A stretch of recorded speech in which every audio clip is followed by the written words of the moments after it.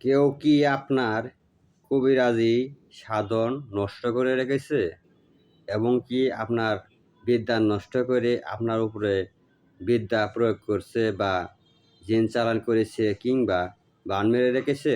আপনি কবিরাজ হয়ে এখন নিজেই ভুক্তভোগী রোগী হয়েছেন? তাহলে আজকে এই ভিডিওটি আপনার জন্য অত্যন্ত কার্যকারী ও গুরুত্বপূর্ণ। 2-3 জন ভাই কমেন্ট করেছেন এরকম একটি ভিডিও দেওয়ার জন্য। এর জন্য আজকে গুরুবিদ্যাটি নিয়ে আসলাম। আপনাদের উপকারে আসবে ইনশাআল্লাহ, আমি আশা করি। পুরোপুরি ভিডিওটা অবশ্যই দেখবেন, না হয়তো কিছু বুঝবেন না। শুরু থেকে শেষ পর্যন্ত সম্পূর্ণই কীভাবে কী করতে হয় আমি বলে দেবো ইনশাআল্লাহ, নিয়মকানুন সহ। আপনারা দেখছেন তান্ত্রিক ফজলুল শাহ ইউটিউব চ্যানেল। দেশ ও দেশের বাইরে থেকে যে সমস্ত ভিউয়ার্স, সাবস্ক্রাইবার, আমার বন্ধুরা ভিডিওটি দেখতেছেন, সবার প্রতি আমার ভক্তিপূর্ণ সালাম। অন্যান্য জাতির জন্য নমস্কার ও আদাব। আশা করি সবাই ভালো আছেন। আলহামদুলিল্লাহ, আমিও ভালো আছি। মহান আল্লাহ পাকের রহমতে আমি ভালো আছি, সুস্থ আছি। আমি দোয়া করি আপনারা সবাই ভালো থাকেন, সুস্থ থাকেন। যার যার সমস্যা নিজের সমাধান করুন। সর্বপ্রথমেই বলবো, যদি কেউ আপনাকে বিদ্যা নষ্ট করে থাকে দূর থেকে চালানোর মাধ্যমে, তাহলে যেহেতু আপনার নিজের নামের উপরে করতে হবে, এজন্য প্রথমে কী করবেন, আগে নিজের নামের উপরে কাটতে হবে। নিজের নামের উপরে কীভাবে কাটবেন এটাকে বলতেছি, তারপরে আসন কীভাবে ঠিক করবেন এই বিষয়ে আমি বলবো ইনশাল্লাহ। তো আপনারা দেখছেন একটা গুরুবিদ্যা চ্যানেল, 4 ওস্তাদের মাধ্যমে, 4 গুরুর মাধ্যমে যেটুকু অর্জন করছে আপনাদের মাঝে আমি দিব। চ্যানেলটি অবশ্যই সাবস্ক্রাইব করে সাথে থাকবেন গুরুবিদ্যা তদ্বির ভিডিও পাওয়ার জন্য। আর ভিডিওটি ভালো লাগলে অবশ্যই একটা লাইক করবেন।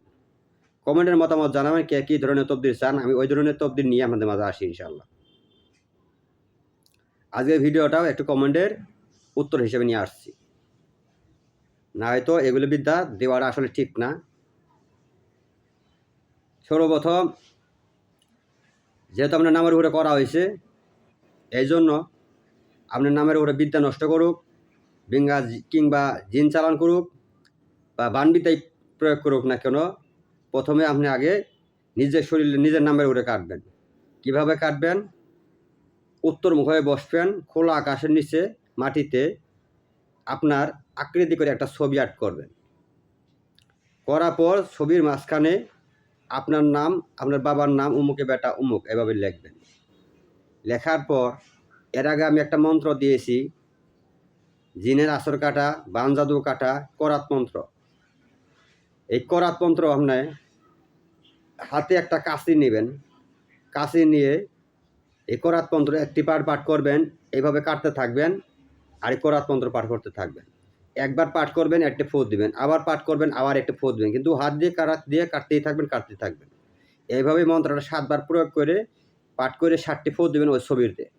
দেওয়ার পর ইনশাআল্লাহ এটা আমার পরীক্ষিত করা, আপনার শরীরের সমস্ত বান জাদু করা থাকুক, জিন চালান করা থাকুক, যে কোনো সমস্যা করা থাকুক, এটা কেটে যাবে। কাটার পর এখন যদি আপনার বিদ্যা নষ্ট করে রেখেছে বা আপনার আসন নষ্ট করে রেখেছে, আসন যেহেতু একটা ঘরে একটা আসন থাকে, যার কবিরাজ যারা করেন, এই আসন নষ্ট করে রেখেছে, এই জন্য কী করবেন, আপনারা গঙ্গার জল সংগ্রহ করবেন এবং কি 7 মসজিদের একটু একটু করে পানি সংগ্রহ করবেন। 2টে পানি একখানা করে একত্র করে এখানে আমরা পাঠ করবেন হলো সূরা ফালাক 11 বার, সূরা নাস 11 বার পাঠ করে ফু দিবেন। দিয়ে এটা যত্ন করে রেখে দেবেন এক সাইডে। দেওয়ার পর আপনার কাজ হলো, এই ঘর ঝাড়ু দেওয়া যে ঝাড়ুটা আছে না, অনেকেই কী বলেন জানি না, আমরা ঝাড়ু বলি। ঘর যা পরিষ্কার করা হয় ঝাড়ু, শলার ঝাড়ু হলেও চলবে বা সুনের ঝাড়ু হলেও চলবে। এখান থেকে 3টে শলা নেবেন, আপনি গনে 3টে শলা নেবেন। ঘর ঝাড়ু দেওয়ার পুরাতন ঘর ঝাড়ু দেওয়ার শলা থেকে 3টে শলা নেবেন। নেওয়ার পর আপনি যে ঘরটা যে আসন করে যে রাখছেন, এই আসনটা আপনি এইভাবে 3টে শলা ধরবেন উপর দিকে। যে আমরা যন্ত্রপাতি যা কিছু আছে সব কিছু সামনে এইভাবে রেডি করে রাখবেন। রাখার পর এইভাবে ধরবেন। ধরার পর সূরা ফালাক 3 বার পাঠ করে একটি ফু দিয়ে নামায় দিবেন। আবার সূরা নাস 3 বার পাঠ করে আরেকবার পাঠ করে নামায় দিবেন।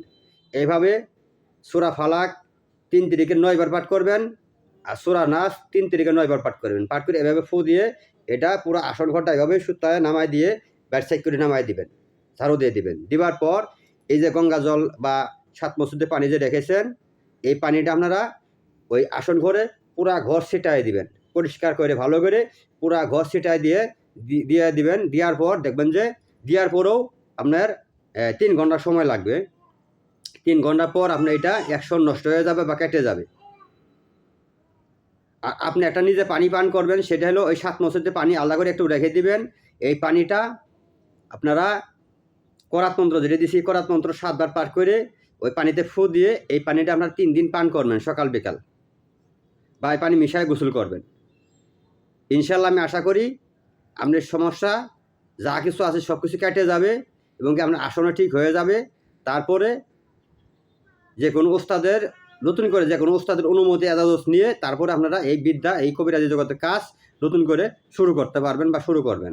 আরেকটা কথা মনে রাখবেন, আমার এই বিদ্যা গুরুবিদ্যাগুলো আমি যে এই ভিডিওটা দিলাম, দেওয়ার ইচ্ছা ছিল না, অনেকে কমেন্টের উত্তর দেওয়ার জন্য এই ভিডিওটা বানাইতে বাধ্য হয়েছি। তবে একটা কথা মনে রাখবেন, আমার এই ভিডিও থেকে, আমার এই তবদি থেকে যদি কেউ কাজ করেন, অবশ্যই আমার পারমিশন অনুমতি নিয়ে তারপরে কাজ করতে হবে।